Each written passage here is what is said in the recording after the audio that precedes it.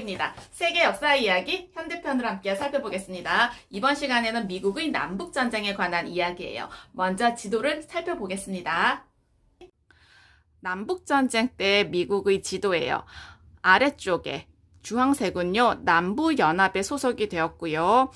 파랑색은요, 경계선에 있는 주로 남부와 북부 어느 전쟁에도 가담하지 않았어요. 텍사스주, 루이지애나주, 미시시피주, 엘라베마주, 조지아주, 사우스캐롤라이나주, 플로리다주 하나, 둘, 셋, 넷, 다섯에서 7개가 남부연합으로 시작이 됐고요. 그 추후에 버지니아주와 노스캐롤라이나주, 테네시주, 아칸소주까지 남부연합에 포함이 되었어요. 비토리오 에마누엘레 2세가 이탈리아의 첫 번째 국왕이 된 한 달이 지난 날이었어요. 1861년 4월이었는데요. 에이브러햄 링컨은 고민에 빠졌어요. 7만 5천 명의 아메리카 합중국 장정들에게 소총과 총검을 쥐어주고 이웃과 싸우러 나가야 해야 하나 말아야 하나를 고민하고 있었어요. 2달 전에 이런 일이 일어났어요. 사우스캐롤라이나, 미시시피, 플로리다, 엘리베마, 조지아, 루이지애나, 텍사스 이렇게 7주가 아메리카 합중국에서 탈퇴하겠다고 선언했어요. 그러면서 아메리카 연합이라는 새로운 나라를 세우고자 했어요. 아메리카 연합은요, 남부 연합으로 부르기도 해요. 링컨은 미합중국이 어떻게 대응을 해야 할까 고민을 했는데요. 싸우는 쪽으로 선택을 했어요. 결정을 했는데 군대의 힘으로 남부의 이 7주를 눌러서 다시 미합중국으로 복귀하도록 해야겠다 생각을 했죠. 미합중국의 모든 주들은요, 링컨의 결정을 환영하지는 않았어요. 이틀 후에 버지니아, 그리고요, 한 달 후에는요, 아칸소, 테네시, 노스캐롤라이나 이 3개 주가 미합중국을 버리고 남부연합으로 넘어갔어요. 북부와 남부의 경계에 있었던 켄터키, 미주리, 웨스트 버지니아, 메릴랜드, 델라웨이는요, 미합중국 정부에다가 편지를 보냈는데 그 어떤 편에서도 싸움에 가담하지 않겠다. 이런 편지를 보냈어요.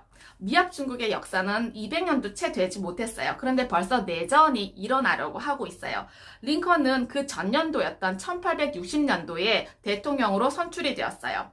1860년에 미합중국은 어떤 인간이 다른 인간을 노예로 소유하고 부려도 되는지 안 되는지에 대한 그 문제는요, 각각의 주가 스스로 알아서 하도록 하겠다라고 합의에 의해서 이루어졌는데요.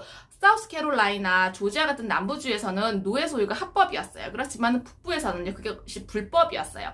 남부는 목화밭, 그 다음에 담배밭이 많았기 때문에 노동력이 굉장히 많이 필요했었고요. 북부에서는 생필품 공장이라든가 제재소, 철공소 같은 것들이 주요 산업이었어요. 그러다 보니까 값싼 노동력이 그렇게 많이 필요하지 않았던 거죠.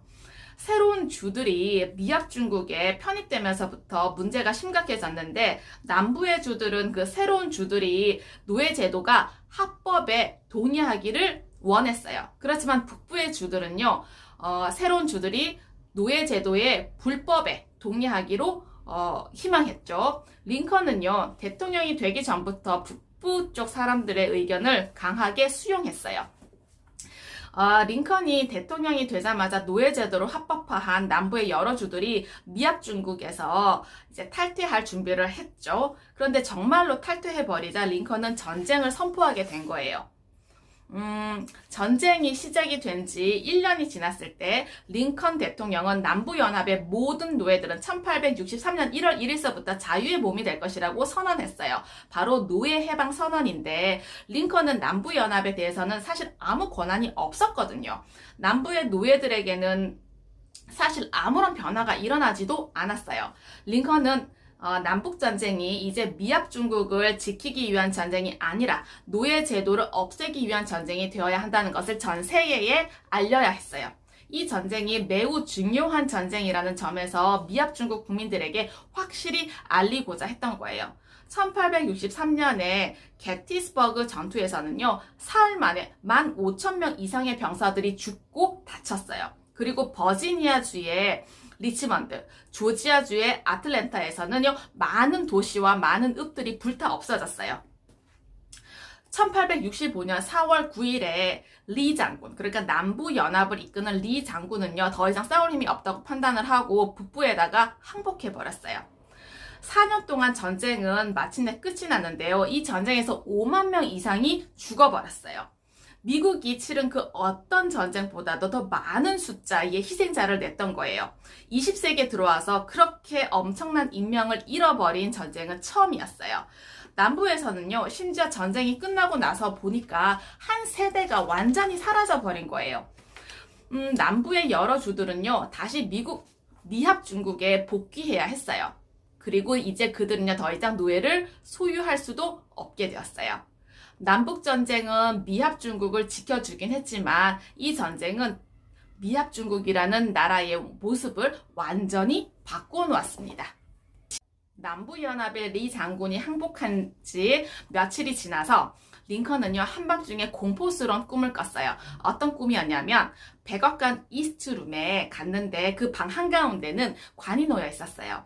그래서 옆에 있었던 병사에게 누가 죽었지? 라고 물었더니 병사는 대통령께서 돌아가셨습니다. 어떤 못된 놈이 대통령을 암살했습니다. 이런 답변을 하는 꿈이었어요. 링컨은 그 꿈을 잊어버리려고 애를 썼어요. 그리고 며칠 후였던 4월 14일에 전쟁에서 패배했던 남부연합들을 어떻게 미합 중국에 복귀시킬지에 대한 그 절차를 회의하는 날이었어요. 그날이 성금요일, 부활절 이전의 금요일이었는데요. 이날 부인과 함께 영국을 보러 갈 계획이었어요. 그런데 너무나 피곤했어요. 그렇지만은 워싱턴 시민들이 대통령 부부와 함께 연극을 본다는 사실에 무척 들떠있다는 사실을 알고 가지 않을 수가 없었어요. 존 파커라는 이름의 경찰관이 대통령 특별석 입구에서 경비를 쓰고 있었는데 영국이 무척 보고 싶어서 관객석으로 가버린 거예요. 그때 링컨과 미합 중국을 증오하던 한 남자, 존 윌크스 부스라고 하는 이 연극 배우가 극장 안으로 들어왔어요. 메릴랜드 주에서 태어났는데요. 늘 자신이 남부 사람이라고 생각했나 봐요. 남북전쟁 기간에도 계속 연극을 했었는데 남부연합을 돕는데 힘을 보태지 못했던 그 죄책감 때문에 링컨을 죽여서 그 죄책감을 말끔히 씻고 싶었어요. 그래서 대통령을 향해서 권총을 쏘았고 그 자리에서 그대로 대통령은 꼬꾸라지고 말았어요. 도망을 쳤는데요. 버지니아주 사람들이 부스 자신을 영웅으로 대접해 줄 거라고 생각을 했는데 사실 아무도 반겨주지 않았던 모양이에요. 링컨은 그 다음날 아침에 숨을 거두었고 그 시신은요, 백악관의 이스트룸에 꿈에서 본 것과 똑같이 안치되었어요. 부스를 찾아서 시골을 뒤지던 그 연방군은요, 12일 만에 그를 찾아서 총으로 쏘았어요. 전쟁은 끝났지만 미국이 다시 건강해지기까지는 오랜 시간이 걸렸어요. 링컨이 암살당한 그 사건은 미국에 아직도 얼마나 큰 증오가 남아있는지를 보여주는 사건이었죠. 1865년 12월에 미국은요, 수정헌법 13조를 통과시켰어요. 그러니까 노예를 부리는 것은 물론이고요, 비자발적인 굴종, 이것은 미국과 미국의 법이 관할하는 모든 곳에서 자행되어서는 안 된다라고 선포하는 법률이었어요. 그러니까 미국의 모든 주에서는요, 노예제도가 불법이 되었어요. 남북전쟁이 끝난 후에 몇 년 동안 미국 남부는요, 재건설 시기라고 불리어요. 그렇지만 실제로는요, 그렇게 달라진 것이 없었다고 합니다. 노예제도는 사라졌어요. 그렇지만 지금은 아프리칸 아메리칸, 그러니까 아프리카계 미국인이라고 불리는 그 흑인이 백인과 똑같은 자유와 권리를 누리기까지는 아주 많은 시간이 지나야 했습니다. 네, 어떠셨나요? 과거의 지혜와 지식을 통해서 현재와 미래의 삶이 좀 더 의미 있고 풍성해지시길 기원합니다. 감사합니다.